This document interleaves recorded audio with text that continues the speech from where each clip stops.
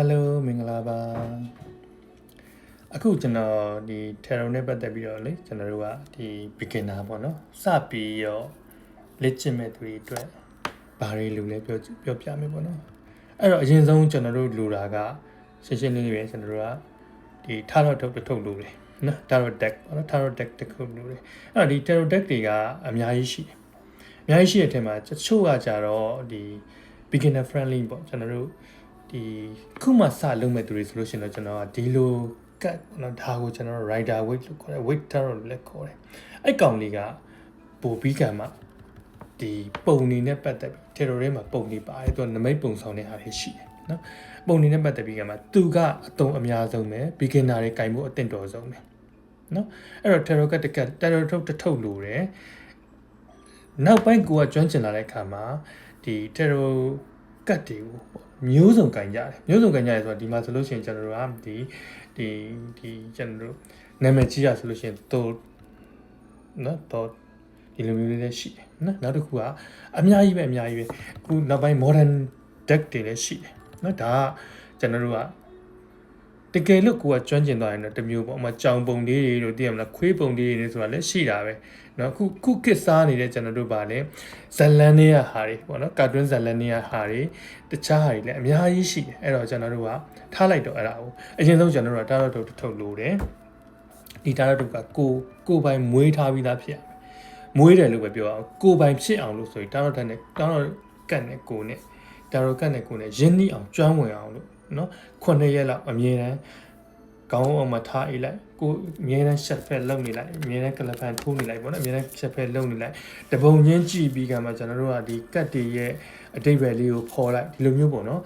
်အနည်းဆုံးတစ်ပတ်လောက်ကိုစီမှာတာတော့တူတည်းကိုနဲ့ကျွမ်းဝင်လာအောင်ကိုကိုချစ်သွားအောင်လုပ်တာမျိုးလေးရှိဒါမျိုးလေးထားတယ်ဒါတော့ထုတ်မွေးထားတယ်ဒါတော့ထုတ်လို့တယ်နောက်တစ်ခုကဒီတာတော့ထုတ်ကိုတိမ့်ဖို့ရအတွက်အဝတ်စာလေးနဲ့ပတ်သိမ့်မယ်ဒါမှမဟုတ်လို့ရှိရင်ကျွန်တော်တို့ဒီမှာဒီလိုမျိုးပေါ့နော်အဝတ်အိတ်လေးနဲ့တိမ့်မယ်ဆိုတာမျိုးတွေလည်းလုပ်လို့ရတယ်ဒါမှမဟုတ်ရှင်တစ်တာလေးနဲ့ထည့်ထားလို့ရှိရင်လည်းရတယ်နော်အဲ့လိုမျိုးလေးထည့်ထားပြီးတော့ဒါပြီးလို့ရှိရင်အခင်းတစ်ခု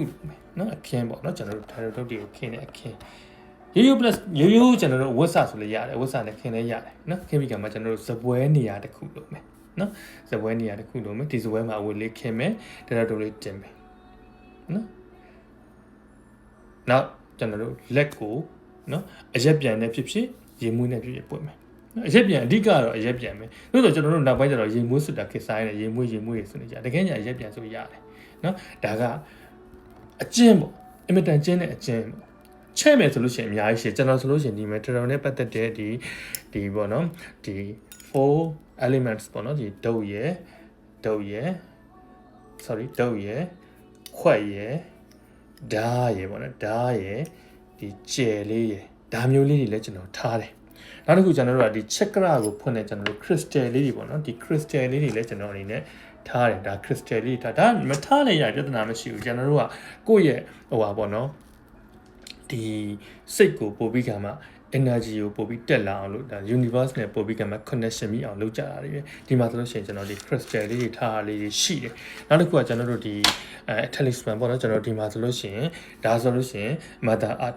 နော် mother art ပေါ့နော်ကဘာမြေရဲ့မိခင်ပေါ့သူကလည်း tarot နဲ့ပတ်သက်လို့ရှိရင်သူကပို့ပြီးကမှenergy မိရဲဆိုပြီးတော့ထားကြလေးရှိတယ်နော်နောက်ကျွန်တော်တို့ဖျောင်းနိုင်ထွန်းတာလေးတွေနော်ဖျောင်းနိုင်ထွန်းတာလေးတွေရှိတယ်ဖျောင်းနိုင်လေးတွေထွန်းကြမယ်နောက်တစ်ခုကျွန်တော်တို့ဒီအမွှေးပေါ့နော်ဒီကိုကျတော့ခင်းချင်းတဲ့နေရာဆိုလို့ရှိရင်ဒါမျိုးလေးတွေပေါ့အမွှေးနံသားလေးတွေလောက်ထတာလေးတွေရှိတယ်ပေါ့ဒါမျိုးလေးတွေလောက်တာမျိုးလေးတွေလည်းရှိတယ်အဲ့ဒီအတွက်ကြောင့်ကျွန်တော်တို့ဒါကိုကျွန်တော်တို့သိပြီကံမှာပူပင်တော့ကများနေစီဟာတော့မလိုဘူးဆိုမပါလည်းပြဿနာမရှိဘူးအဓိကကကျွန်တော်တို့လူရတားတော့ထုတ်ရအောက်ကအခင်းရနောက်တစ်ခုကခုနပြောလေဒီဝိညာဉ်တွေပြန်နေတန်ရှင်းမှုတော့မဟုတ်လို့ကျွန်တော်တို့ vibration မိဖို့ပေါ့နော်ဒီလိုမျိုးဒီဟာနဲ့ပတ်သက်တဲ့ကျွန်တော်တို့ရေမွေးလေးဖြစ်နော်ရေမွေးပေါ်တာလေးဖြစ်ဒါမှမဟုတ်ရှင်ကျွန်တော်တို့ဗာလဲ essential oil လေးရတယ် essential oil လေးရတယ်နောက်တစ်ခုကျွန်တော်တို့ဒီအရက်ပြန်လေးရတယ်ပေါ့နော်ဒါမျိုးလေးကိုနဲ့လက်ကလေးကိုတန်းစင်မယ်တာတုပ်လေးကိုတန်းစင်မယ်ဒါလို့ဆိုရပြီနော်အဲ့တော့ဘာလို့လဲအရင်ဆုံးကကိုလူရယ်အဓိကလူရယ်တရောတုပ်ရယ်အခင်းရယ်အရက်ပြန်ရယ်တတ်ပြီဒါလို့ဆိုရပြီနော်ဒါလေးစုပြီးလို့ရှိရင်တော့စပြီးတော့လေ့ကျင့်လို့ရပြီလို့ယူဆရပါတယ်နော်ဒါမျိုးလေး နော်ဟုတ်ဒါလောက်ဆိုလို့ရှင်တော့ကျွန်တော်တို့ပစ္စည်းတွေစုဆောင်းလို့ရပြီလို့ကျွန်တော်ယူဆပါတယ်လို့เนาะကျွန်တော်နောက်ပိုင်းကျွန်တော်ထဲတော်တွေဆက်ပြီးတော့သင်ကြားပေးပါမယ်ကျွန်တော်တို့beginner level ပေါ့เนาะအခုမှစတင်တဲ့သူတွေအတွက်ပို့ပြီးကမှလွယ်ကူအောင်ကျွန်တော်စူးစမ်းပြီးတော့ပြောပြပါမယ်လို့เนาะဟုတ်ကျေးဇူးတင်ပါတယ်